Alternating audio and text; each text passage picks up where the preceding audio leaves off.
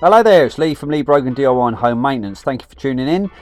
Today, a bit of a longer video. I'm trying to show you how I do things so that you can attempt them yourselves indoors. Morning.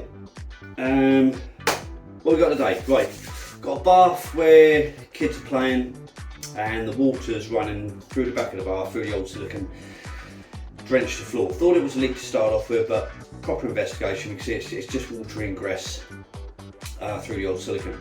So, fairly straightforward, dig out the silicone, tidy it up and make it good.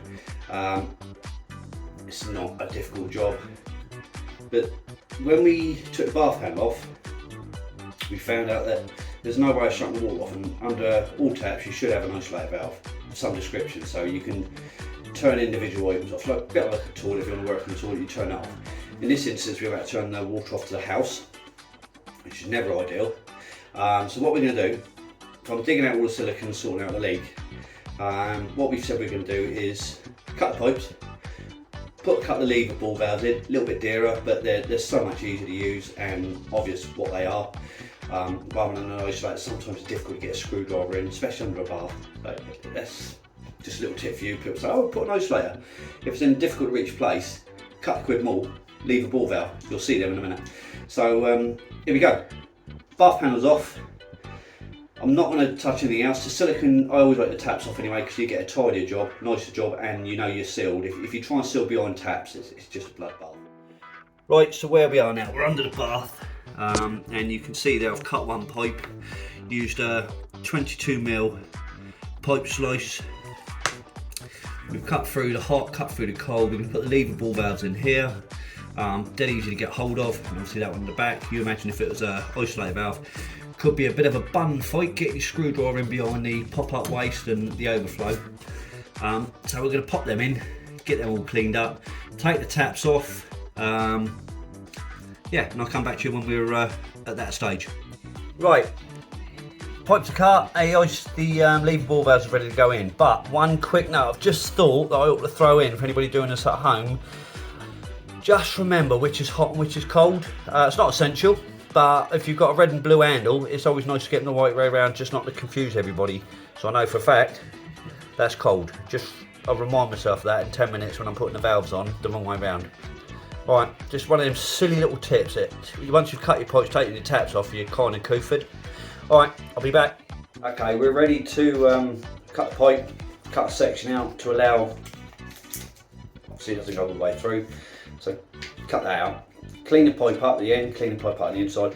I'll show you how I fit these. Now 100 plumbers and various bulb people are going to probably scream at me, nah, that's wrong.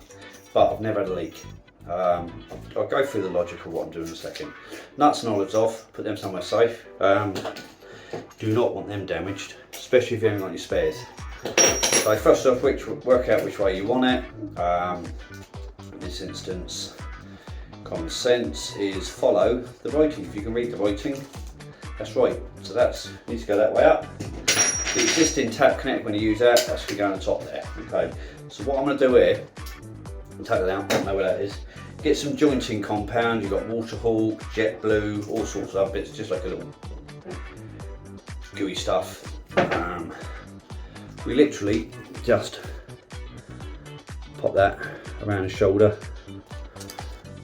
like so. That's just belt and braces. All of this is belt and braces, because once it's behind the bath, the last thing I want to do is have to come back because we got a weep or leak or something horrible. A, it doesn't do your reputation any good whatsoever, and B, it's a pain in the neck for the customer when they've got to turn the water off. Okay, so you got that on there, put that on one side, let's finish with. Now this is the one that I have arguments with loads of people about. You tell me it's wrong.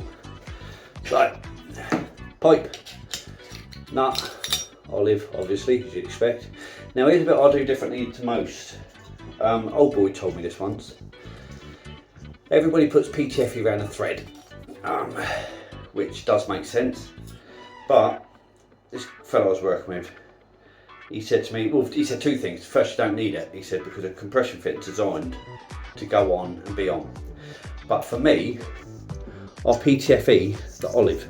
This is what he taught me. And he said to me, Lee, if the water doesn't get past the olive, Once the water's at the point where it's hit the thread, which is where you're relying on your thread tape, he said you've already lost.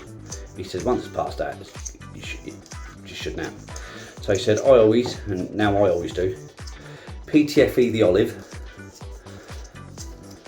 get that off, okay, and then the nut, no water can get through there. Belt and braces, joint and compound, pop the two together, boink, and there is no way, once that's tightened up, that it's going to leak. I've never had a leak in all the time I've been doing this, so what he taught me was what done me proud. I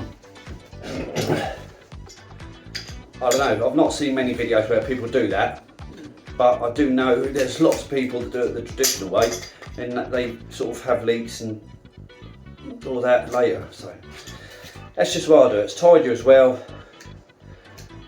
It's so far for me 100% no problem. All back again. Water's on, and what we've done, lever ball valves in situ. Obviously I'm not going to turn them on, the water's now on. Okay, so dead easy. On, off. Because there's no tap, I'll avoid turning them on. And I remembered, hot and cold. Again, you can see PTFE is on the actual olive, so there's no water. The nut and olive stop the water, not the thread. Once it's got to the thread, you kind of lose that. I always like to be 110% sure there's nothing even weeping before I put anything back. Hello, back now. Taps are off, 99% of the silica's out. It's just another little tip. Trying to throw as many tips in as I can today. First of all, don't cut yourself, because then you bleed all over the customer's gear and they don't go a lot on that. But now to a sensible tip. So you've dug all your silicone out, you've cleaned it all up to a standard where you can seal, and you're going to get a good seal. Fill the bath, okay? It's no point sealing the bath when it's empty, because otherwise, first time you fill it, it will drop very slightly. It might only be a millimetre, but that could be the difference between silicone breaking and sealing. Obviously, when it's sealed, bath water's in. Tonight I told them to take the bath water out, the bath will rise, makes like a gasket seal. So it's the only way to do it anyway. I think that's what's happened here anyway. Now, the tip I'm going to show you now, cloth, scraper, we've got everything off, so we're ready to silicone pretty much. I've got a little bit of tidying up to do, but it's something I always do. Silicone won't adhere to a damp surface. Although the bath and the tiles are clean, it's going to be damp behind because it leaked. Now, it will seal, but you know, if you can just belt braces that extra little bit, so I always get the cloth, well, you can see there I've got a few lines on it already, but stick the cloth on, put it in, rub it along the tiles, like there you go, you're still pulling bits of yuck out, and that way you're not going to scratch the bath either. Take it all out, there you go, big line of goo. So it's just, if you're doing it yourself and it's your own bath, you're going to want to do it, and if you're getting somebody else to do it for you, you want to make sure that, you know, it takes an extra 10 minutes to run around and clear the whole thing. So you're paying them, make them work them extra 10 minutes. Make sure they're getting as much goo and nastiness out as humanly possible. Alright? Hopefully you won't get a tradesman because they're expensive. These things you should be able to do indoors. Just take your tool. If it takes you all day, it takes you all day. Okay folks, we're pretty much there. Silicone's all in. I even done that corner down there. There's a corner down there. Just sort of uniforms it up, makes it look a bit nicer. Bath's in, sealed. Obviously leaving that now, letting that go off. Bath's still got water in it. That won't come out until this evening. Taps have got to go on, but I'm not going to disturb the bath for half an hour, so I should probably go outside, have a quick cup of tea. I'll show you how it looks now. There you go. So back, like I said, the corner's been sort of done in. There she goes. Long bath, all sealed. That corner also, purely and simply, there was a bit of silicone down in these corners. So I've taken it out so I can put mine in, but it may have been there for a bloody good reason. So I'm not going to just put a little bit in the bottom. Look awful. I'll put it right the way up and tidy it up. I keep getting that thing. That's not a duff bit of muck in my grill. That's a light.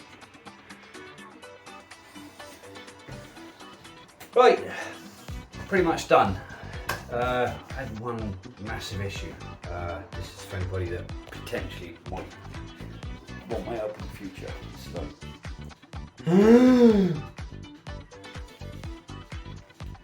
That's not good, is it? But we will survive. Anyway, back to the bath and all the rest of it. Old bath panel didn't fit, so I said, well look, while I'm here, she had no one. It's battered, so we changed that as well. Finished job, just flip the camera around, let you have a look. There you go, all sealed, but new bath panel popped in. The only issue I have with the bath panel is the bath wasn't set up at the right height originally. There's the old bath panel. You notice they butchered that to get it in.